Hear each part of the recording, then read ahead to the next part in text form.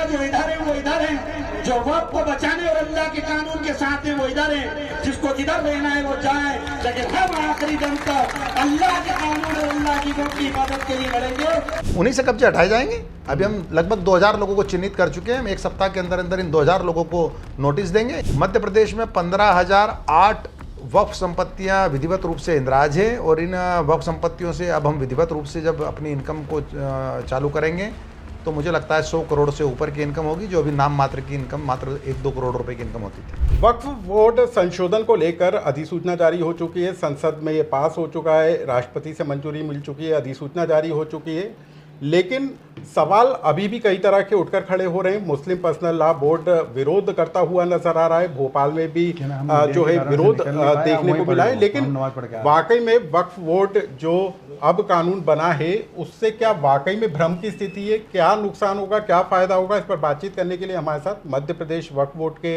अध्यक्ष जो हैं सनव्वर पटेल साहब मौजूद हैं। हम उनसे जानेंगे।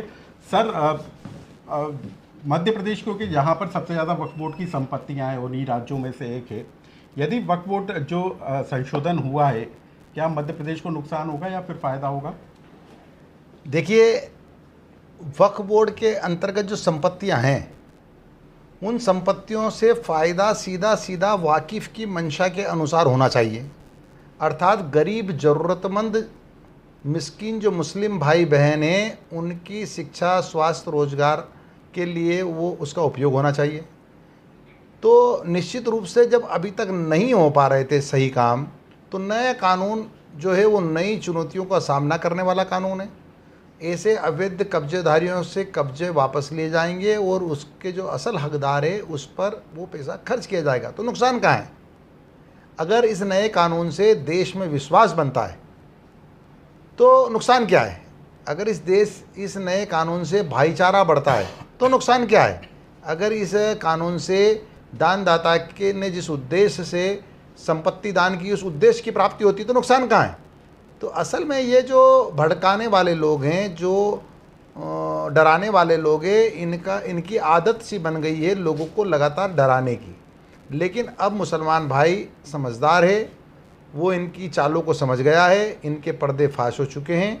अब वो इनकी भड़काने में नहीं आने वाला है और अब वाकिफ़ की मंशा के हिसाब से मध्य प्रदेश में वक्फ संपत्तियों से आने वाली आय को बढ़ाकर और खर्च किया जाएगा। सनव्वर, जब इतना फ़ायदा होगा आम गरीब मुसलमान को, तो फिर इसका विरोध क्यों मुस्लिम पर्सनल लॉ बोर्ड जैसी संस्था कर रही है? देखिए, मुस्लिम पर्सनल लॉ बोर्ड के जो बड़े लोग हैं उन बड़े लोगों के अवैध कब्जे हैं ऐसी हमारी जानकारी में आया है। हैदराबाद की बात करें तो ओवैसी साहब के कब्जे, जयपुर की बात करें तो जो इनके संस्था के महामंत्री या उपाध्यक्ष हैं उनके बेटी और बेटे के नाम से कब्जे।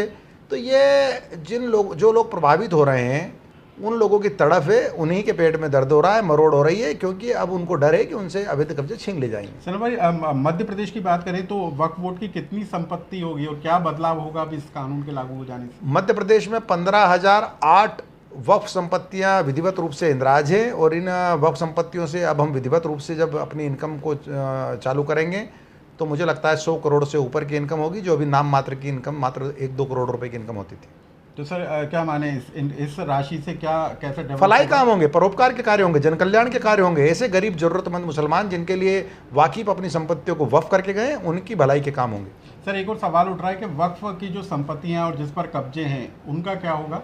उन्हीं से कब्जे हटाए जाएंगे। अभी हम लगभग 2000 लोगों को चिन्हित कर चुके हैं। हम एक सप्ताह के अंदर अंदर इन 2000 लोगों को नोटिस देंगे। इनसे कह रहे हैं हम कि या तो आप कब्जे हटाइए या अपने वैधानिक रूप से हमारे किराएदार बन जाइए, वरना वक्फ संशोधन अधिनियम 2025 के तहत आपके ऊपर कार्रवाई की जाएगी। किराएदार बन जाइए यानी कोई नियम इसके लिए तय किया? हाँ, पट्टा भारत सरकार के नियम बने हुए हैं। 2014 में भारत सरकार ने पट्टा नियम बनाया था, उसको संशोधित 2020 किया था। अब उसी के तहत किराएदारी के हमारे नियम है, हम उस पर काम करेंगे। सर, इतनी बड़ी संपत्ति और इतनी आय का आप दावा कर रहे हैं, तो कैसे तस्वीर बदल जाएगी यदि इसको पूरी तरीके से अमल में लाया जाए? देखिए, जब शुरुआत की है तो तस्वीर बदलेगी। हमने आगाज़ किया है तो अंजाम तक पहुंचेंगे। देश के प्रधानमंत्री मोदी जी ने बहुत ही पवित्र भाव के साथ इस कानून को लेकर आए हैं और उस कानून पर जब हम काम करेंगे तो तस्वीर निश्चित रूप से बदलेगी। और सर, जो भ्रम फैला रहे हैं उसको लेकर भी कोई जवाब देने के लिए कोई व्यवस्था? देखिए, ये मैं आम लोगों से अपील करता हूँ कि इन भ्रम फैलाने वालों से सावधान रहिए। इनका व्यापार बन चुका है। कांग्रेस और बाकी विपक्ष के लोग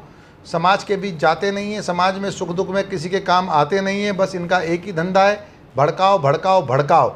जीएसटी जब आया तो इन्होंने भड़काने का काम किया, जब 370 को हटाने की बात आई तो इन्होंने भड़काने का काम किया, जब 3 तलाक को अवैध घोषित किया तो इन्होंने भड़काने का काम किया, सीए एनआरसी आया तो इस कदर भड़काया कि हमारी माँ बहनें जो कभी जीवन में अपने घरों से नहीं निकलती थी उनको धरने पर बिठा दिया, उनको डराया कि अगर आप धरने पर नहीं बैठेगी तो आपको देश से निकाल दिया जाएगा, आपकी नागरिकता छीन ली जाएगी। लेकिन आज ये 5 साल में एक उदाहरण नहीं दे सकते कि किसी की नागरिकता छीनी हो। एक आदमी ऐसा नहीं है जिसको भारत से निकाला गया हो। इनका पर्दाफाश हो चुका है, इनको अब अकल आना चाहिए। बहुत धन्यवाद। नंबर एक आखिरी सवाल में जाना चाहूंगा, आपने बोला कि 1 हफ्ते के अंदर हम कार्रवाई मध्य प्रदेश में शुरू कर देंगे, तो कहाँ कहाँ पर हमने चिन्हित की हैं संपत्तियाँ? देखिए बड़ी तादाद में हमने 2000 से ऊपर जो चिन्हित किए हैं, मैं आपको पूरी इसकी सूची दूंगा और हम नाम के साथ सूची देंगे। तो मध्य प्रदेश वक्फ बोर्ड के चेयरमैन है जिनका कहना है कि मध्य प्रदेश में वक्फ बोर्ड की जो संपत्तियां हैं उनको चिन्हित कर लिया गया है। नमाज होती है हफ्ते के सप्ताह में, अंदर सप्ताह की संपत्तियों पर जो अवैध कब्जे को हटाने की कार्रवाई मध्य प्रदेश में शुरू हो जाएगी, यानी कि मध्य प्रदेश इस